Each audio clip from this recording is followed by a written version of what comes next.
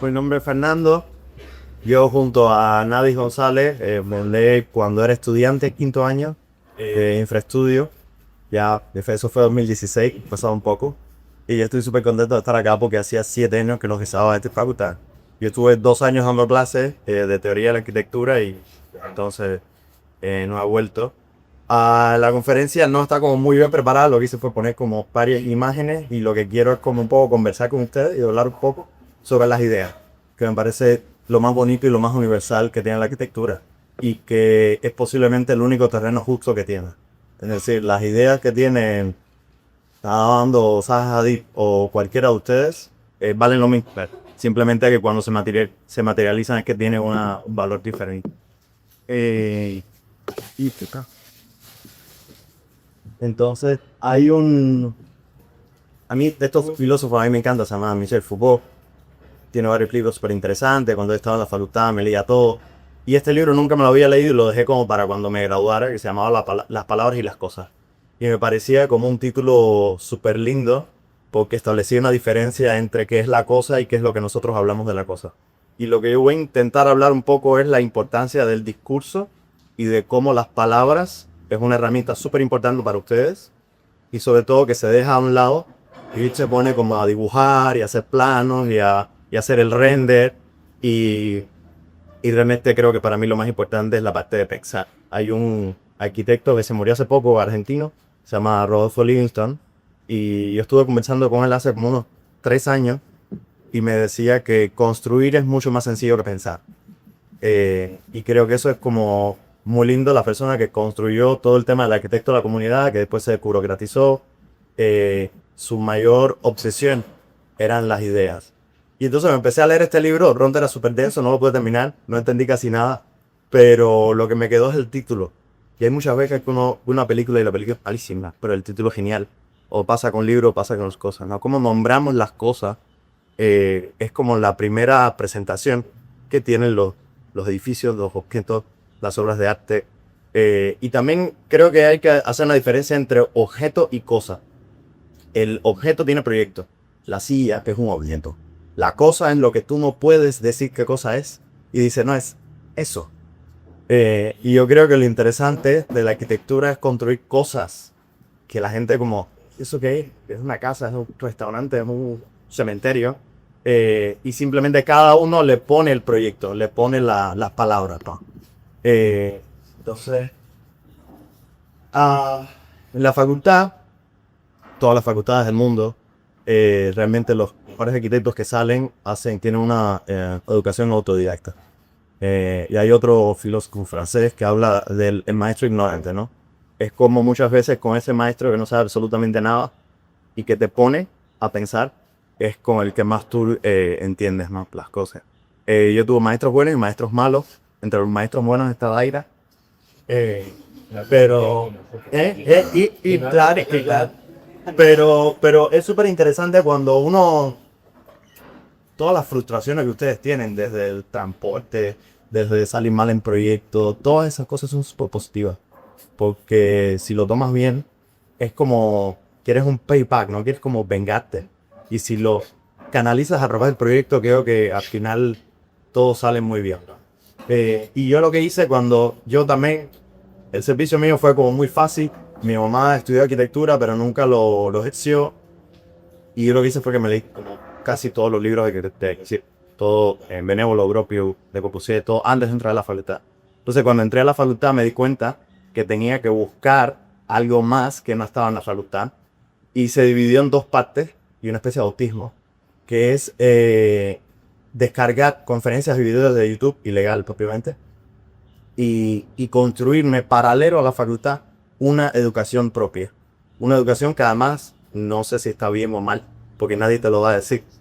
Y entonces estas personas que posiblemente nunca las voy a conocer, este es el personal de Caos, y yo estudio chileno, Red Pulga, que me imagino que todos lo conozcan, si se convierte en tus amigos imaginarios y tú empiezas a leer todo lo que escribe y todas las conferencias y todas las entrevistas y empiezas como a meterte dentro de él, que realmente no es él, es la imagen que proyecta al mundo, empiezas a tener una relación de cercanía y también de tú decirte, ah, no, yo soy amigo de Red Bull. Entonces, todo esto es una especie de proceso como interior que uno hace simplemente para tender a más. Um, la persona más influyente en toda mi carrera se llama Magali. Era la bibliotecaria de la facultad. Una persona con un corazón que no le cabía en el pecho.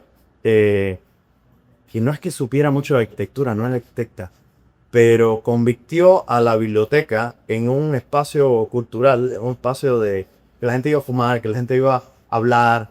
Y entonces de pronto me veía a mí abriendo un croquis de cualquiera. Y después venía otro estudiante que no estaba para nada y decía, mira, si vas a estar aquí hablando conmigo, ¿por qué no te lees este libro? Y lo abres y lo leas al mes. Entonces tenía una influencia en los estudiantes que de pronto los motivaba a estudiar, y de pronto estudiantes que nunca pensaron entrar a la biblioteca estaban todo el día en la biblioteca leyendo. Yo muchas veces lo que hacía es que faltaba clase, y no lo hagan ustedes, yo soy mal estudiante, y me quedaba en la biblioteca como consumiendo todo eso, porque después el proyecto lo que te sirve es para vomitar todo eso que tienes dentro y que posiblemente lo vomites mal. Pero es importante ese nivel de autismo, ¿no? En ese sentido. También, a ver, en Cuba, cuando yo estudié nadie había construido, ninguno de mis profesores había construido nada, no hay arquitectura contemporánea, obviamente no podía viajar. Y entonces uno empieza a trabajar en esa ficción de cuáles son los edificios que te empiezan a gustar, cuáles son tus intereses. Y de pronto yo estaba combinando temas de arquitectura con temas que no eran de arquitectura, temas de literatura, filosofía, artistas visuales, y no sabía cómo combinarlo, y lo que hacía es que lo hacía como literal. Borges tiene una idea, Borges es un escritor argentino muy importante, tiene una idea de una biblioteca, que es como yo tomo esa idea, se la robo y la convierto en arquitectura. Y realmente no es robar, porque los traductores no son ladrones. En la traducción siempre hay algo que es nuevo, que es creativo. Y entonces yo he tomado bueno, Lufero Pietro, que al final se convirtió en un amigo personal, Santiago Sierra, Ulises Carrión, todas estas personas construyendo pensamiento. Yo lo que hacía era tomar de ellos y no como quedarme en la disciplina, que realmente viene unas fronteras bastante claras y a veces aburridas, ¿no? Nosotros, hay mucha gente que bromea y nos dice infraestudio, porque dice que somos unos infladores. Porque no sabemos construir y ese tipo de cosas. Ahora tenemos 7 proyectos en construcción, terminamos 3. Hay un proyecto que fue nominado al MIES de América. Pero a mí eso me parece súper cool. Que te digan, no, este tipo es muy inflador porque lo que le interesa son las ideas y las palabras. Y por supuesto que muchas veces parte de un no entendimiento de las cosas. Pero lo que les intento decir a ustedes es que piensen en las ideas que tienen y denle valor. No le den valor en hacer un render, no le den valor en hacer un plano o ser el que mejor dibuja del año. Realmente el discurso que ustedes construyen a través de los proyectos, creo que es realmente lo que trasciende al tiempo y lo que trasciende a Le Corbusier y a toda esta gente que ustedes estudian. Este es un tipo francés que ya se murió, se llama Marcel Duchamp, y el tipo un día se cansó de ser pintor, decía, no, yo no quiero ser bruto como un pintor. Y entonces en la exposición más grande de París, que le dan el espacio, el tipo compra un urinario, lo pone, lo firma y dice, esta es la pieza. Tremendo inflador, obviamente. Bueno, esa es la pieza que marcó el siglo XX, no hay una pieza más trascendental que esta pieza. Y simplemente porque él dice, ya la obra de arte en sí, el objeto, no es importante. Lo que es importante es la relación entre tú y ella. ¿Qué es lo que produce que tú vayas a una galería y que veas un urinario firmado por un tipo? Esa sensación que tienes dentro es lo que 200 años antes o 500 hacía Miguel Ángel. Y también habla de varias cosas, como que por ejemplo lo que define el arte es el espacio del arte. Si tú entras a una galería y ves una gorra tirada en el piso, tú dices, ¿de qué artista hizo esto? No. Y realmente no es que se le cayó a alguien. Y entonces al final todo lo que estoy hablando es de contenido, no estoy hablando de forma. Realmente la forma muchas veces no es importante. Ahora, ¿en qué sentido? Para ser un graduado de arquitectura tienes que solucionar problemas. Problemas de clima, problemas de iluminación, problemas de estructura. Pero yo creo que lo más interesante es cuando el arquitecto es capaz de resolver todos esos problemas y construir nuevos problemas. hay una galería de arquitectura en Ciudad de México, que es realmente la que más reconocimiento tiene a nivel internacional. Y nos invitaron hace como 2 años a hacer una monografía, a exponer ahí. Que para nosotros desde el primer año ese era el sueño. Como hay gente aquí que quiere ganarse el Pritzker, cuando yo estaba en la universidad lo que quería era exponer. Y lo que decidimos es, ok, nos están pidiendo que hagamos un show off, que mostremos lo que queremos hacer y simplemente no vamos a mostrar nada. Vamos a hacer unas piezas que son textos que narran nuestros proyectos. Y hay una cosa muy interesante con las palabras, que es que ahora vamos a estar hablando de palabras y de proyectos. Yo les voy a narrar un proyecto, ustedes se lo van a imaginar. Y después cuando vean el proyecto, posiblemente muchos digan, ¿quién estaba mejor? ¿No? Sí, sin embargo, tiene como una estructura espacial que sí es lo mismo. Y en este caso, mi favorito no se ve, pero la pieza fundamental era una pila de A2 que decían, imagina una arquitectura que se muestre a través de las palabras, idealista, que tenga tantas formas como lectores, construida por ti en tu mente. Y eso es lo que yo quiero, ¿no? La idea de cómo la mente del arquitecto y cómo es capaz de construir espacio y cómo es capaz de ver, de malentender. Cuando estábamos hablando de Barragán hoy, espero que todos conozcan a este arquitecto Pritzker, mexicano. Cuando uno ve las fotos de Barragán, uno no se puede imaginar qué se siente ahí. Entonces hay un malentendimiento del espacio. Y ese malentendimiento, que es una traducción, es lo que te permite a ti después hacer un proyecto inspirado en lo que viste en una foto y no en lo que percibiste en el espacio de algo. Y también era una exposición que yo creo que la gente no tenía que ir. Que la gente podía llevarse el flyer, por detrás tenía las narraciones de las piezas. Y lo más interesante de la exposición, cuando persona A va a la galería y le comenta a persona B, no, esta gente en Cuba hicieron un proyecto así, así, así, así. Y después persona B le dice a persona C y de pronto el proyecto se va transformando, ¿no? Y va creando su propia mitología. Esto es una serie en la que estamos trabajando que se llaman Casas para Piedras, que es como tú haces una casa para una piedra, que es una piedra. Eso no tiene ninguna explicación práctica, pero cuando yo les digo a ustedes, y quizás aquí podemos comenzar un poco la conversación, casa hecha con mis propias manos, y lo que hice fue coger tierra mojada, moldearla con mis propias manos y ponerla. Esto es una maqueta conceptual de la casa que todos ustedes se están imaginando con sus propias manos. Sin embargo, aquí la pedacito de tierra es solo un vehículo. Entonces, por ejemplo, ¿quién me puede decir cómo sería una casa hecha con sus propias manos? Por ejemplo, ustedes acá. ¿Algunos? Es que creo que voy a hacer como el oso polar y romper el hielo. Lo más interesante es que podamos como conversar y equivocarnos. Lo más lindo de esta profesión es que puedes proclamar sin consecuencias. Si el ingeniero estructural está embarcado. Pero nosotros podemos hacer cuartos súper estrechos, podemos hacer espacios súper altos y realmente no hay manera de probar que está mal. Entonces, ¿alguien puede decirme cómo sería una casa hecha con sus propias manos? ¿Me les ayudan mi plan? Elvis. Sí. ¿Cómo te lo imaginas tú? Yo tengo una impresión hacia al ver esto, la violencia evolucionista. Ujú. Entonces me imagino todo combinarse con las velas ahorita, o sea, súper bien, que pero es muy loca. Ujú. Entonces me encantaría caminar hasta igual, a ver. Y por supuesto, te imaginas tú haciendo todo el encofrado, intentando de quedara mal, como así. Nosotros en una hora hicimos unas escaleras y lo que hicimos fue ir a la obra y decirle al contratista, oye, lo hiciste muy bien. Hay que romper un poco este encofrado, hay que cambiar las tablas, que quede mal. Quiero que la escalera sea tosca, ¿no? Y es en esta casa que queda en línea entre D y E, un centro de arte que ya se inauguró en noviembre pasado. Este proyecto lo empecé a hacer cuando estaba en quinto año de la carrera.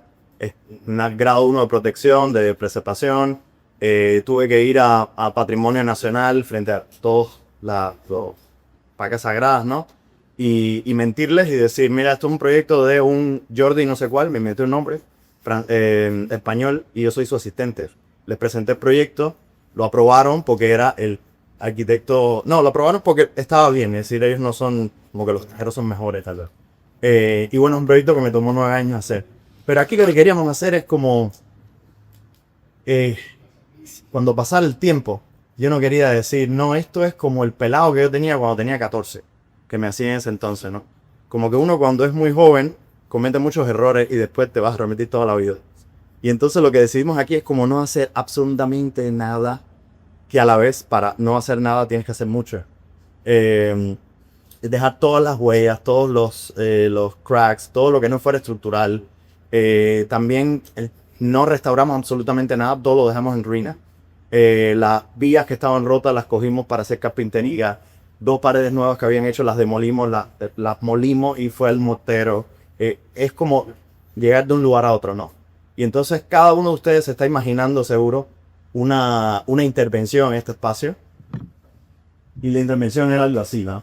Es como con el albañil que está raspando 100 años de historia, decirle no, quédate en el verde, que quizás es de los años 40, quizás de los años 60. Pero estar ahí en obra, como abrazando todos los errores y todos los... Oh, sí, que me estoy quedando sin viejo. Esto es en Leipzig, en Alemania, y es una fábrica de cristales que se convirtió en centro de arte y querían como hacer un primer statement, un primer gesto, y nos decían a un grupo de arquitectos, no, hagan algo como arreglen las ventanas o arreglen el techo. Y nosotros lo que decimos es, no. Sí, aquí vamos a pensar la ciudad, entonces vamos a pensar poshumanistamente. Es decir, vamos a pensar qué es lo que va a pasar aquí dentro de 200 años. Todo ruina, quizás los humanos se extinguieron.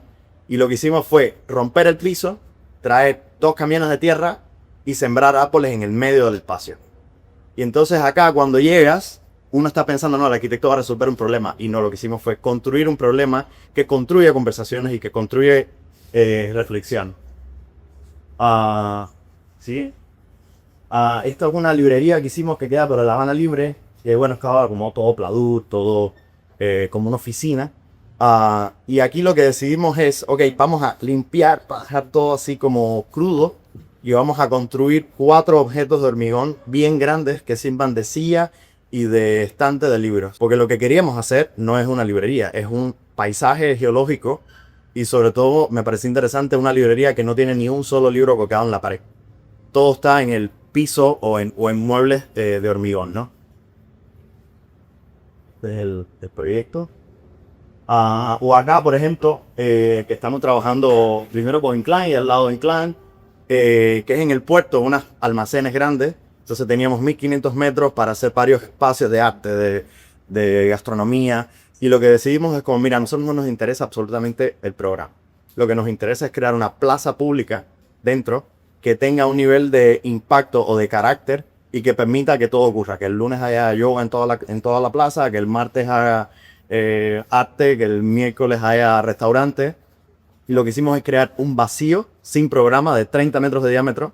Este círculo gigante que es lo primero que uno va a ver cuando está. O aquí, por ejemplo, esto es una casa que estamos construyendo en Cojimar, que da al este de La Habana. Y cuando llegamos aquí es una casa en un lugar increíble, en medio de un bosque mirando el mar.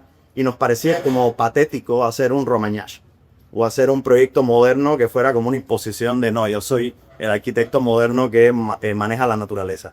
Y lo que queríamos hacer era construir básicamente 2 piedras bien grandes, bien toscas, que se acercaran tanto, casi como punto de un beso, y que en el medio construyeron una gruta, construyeron un espacio como un patio, pero realmente es una casa, queríamos hacer una casa que no pareciera una casa, y que sobre todo fuera después comida por el paisaje, y no interrumpiera el paisaje, no llegaras y dijeras, sí, esto es una casa moderna de Max Borger, ¿no?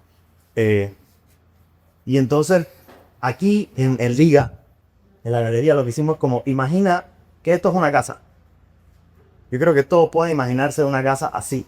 Sin embargo, la casa así, solo me la imaginé yo. La de ustedes seguro era 10 veces mejor. Por esto es una traducción ya como el segundo paso, es cuando ya materializa. Pero el paso anterior, que es construir conceptos espaciales, que es lo que estoy hablando desde el principio, creo que es lo más importante para un arquitecto. O era un restaurante, un paseo, al final este proyecto no se dio, y tenía 2 espacios simétricos. Y al final cuando te piden hacer decoración o interiores, para mí es muy complicado, porque yo soy malo diseñando interiores. Y entonces lo que quería crear es un statement, y es que dividía la mitad del espacio, tenías la cocina al final, se cepilla lo mismo, y tenía un espacio de derecha y un espacio de izquierda. No sé si entienden políticamente qué cosa es la derecha y qué cosa es la izquierda. Entonces, un restaurante de derecha es un Trump Tower. Y un restaurante de izquierda es un espacio super hipster, fábrica, con todo reciclado. Sin embargo, los procesos neoliberales y capitalistas ocurren en los dos lados. Y los arquitectos, tristemente, muchas veces un día vamos a la derecha y un día vamos a la izquierda. Y entonces lo que hicimos fue tener dos decoraciones completamente diferentes, que de hecho no las hicimos nosotros, las tomamos de Pinterest como objetos encontrados. Y simplemente que tú entres y tengas que decidir a dónde quieres ser visto y a dónde quieres sentarte, eso era lo más importante. Pero este espacio que les estoy narrando, que ustedes se están imaginando, puede ser triangular, circular, cuadrado, puede tener tantas maneras, y es una infancia de la idea. Después la idea se convierte en el típico que acá como mármol, pladur, y acá como todo sucio y todo reciclado, ¿no? Oberto en Basel nos invitaron a participar en un concurso, y el concurso era para hablar más del hormigón, básicamente. Es que está muy bien hablar más del hormigón porque es el material que más contamina en el planeta entero, y entonces ellos te daban un catálogo de materiales ya como reciclados de otras obras, y con eso tenían que crear un pabellón. Y nosotros que venimos del sur global, para los suizos eso era como super cool, es la primera vez que se hacía eso, Suiza. Pero en el sur global todos hacemos eso todos los días. Estamos reciclando sin dinero, y entonces lo que nos parecía una especie de burla que nos invitaran, más allá de que era increíble y estábamos trabajando con gente que admirado, contra gente que admirado. Y lo que hicimos fue presentar un proyecto que es un edificio, un pabellón súper sólido de hormigón puro, y simplemente que cuando lo van, sabes, tienes el encofrado del hormigón, y cuando ya lo vas a fundir, que todo está listo, paras la obra y se queda el encofrado. Y entonces había una doble condición, que es la condición de yo querer un edificio de hormigón que daña al planeta pero que a todos nos gusta, y quedarnos en el medio sin dinero, como pasa mucho en el sur global, y que tienes que usar el encofrado como el pabellón. Y entonces este es el proyecto que pretendimos hacer, que obviamente no ganamos. Sí. Y bueno, y con esto termino. No podría casi nada. Nosotros, una exposición que hicimos con Inclán, lo que pedíamos a los arquitectos es cómo te lleva la presión. Cómo tú respondes, qué es lo que realmente te tiene la cabeza así loca, ¿no? Y a nosotros es este concepto de las palabras. Y más allá de que todos, Inclán hizo una instalación súper linda con Visitaxi, todos tenían como fotos y cosas al proyecto. Nosotros lo que hicimos fue poner un libro blanco, sin portada, sin imágenes, sin muñequitos, que narraban nuestros proyectos. Porque para nosotros lo más importante era llegar a esa galería y que tú te sumergieras en esos proyectos y te los imaginaras. Y de nuevo, quizás construías unos mejores que nosotros. Pero esa idea de regar o esparcir ideas espaciales es lo que nos interesa, porque de hecho es bien difícil construir una nueva idea espacial, construir un nuevo concepto. Es bastante fácil tomar a Le Corbusier o tomar a Lomagnach y de pronto construir una nueva planta y unas nuevas ventanas. Y entonces ahora, esto es en lo que más estamos metidos. Vamos a hacer una exposición en el Presidio Modelo en la isla de Pino, en la isla de la Juventud, que es este lugar increíble, bueno, que estuvo Fidel Castro, pero el Presidio Modelo parte de un concepto filosófico que hizo un inglés en el siglo XIX que se llama Jeremy Bentham, y era cómo construir esa cárcel perfecta que genera un sistema de luces y sombras, que el preso tiene una torre en el medio, es un cilindro, y la torre genera luz hacia la cárcel, hacia las celdas. Entonces el preso no puede ver al guardia. Entonces el guardia puede estar dormido y los presos se sienten vigilados. Y es como ya no es las causas de la vigilancia, sino las consecuencias de la vigilancia. Y entonces eso se construyó en el mundo entero. Jeremy Bentham no vio ninguno. Pero es muy lindo cómo de un ensayo filosófico salen, no sé, 70 o 100 edificios regados alrededor del mundo hechos por arquitectos diferentes. Y en este caso lo que hicimos fue invitar a personas que admiramos mucho. No sé, está Stefano Gueri, está productora, Supo Bono, estuvo Sidiana, estuvo varias gente como del mundo entero, y lo que nos van a dar es una idea espacial en texto. Y lo que vamos a llenar uno de estos círculos de la cárcel con todas estas ideas, y después vamos a construir este archivo de arquitectura idealista. Porque al final, de hecho, esta conferencia es un poco una propaganda al idealismo en la arquitectura. Y eso no significa que ustedes tengan que dejar la parte técnica, sino que yo lo que les propongo es darle un poco más importancia a la conversación entre ustedes de los proyectos. Y bueno, con eso... esta es la cárcel. Y bueno, con eso voy a terminar, que me va a hacer...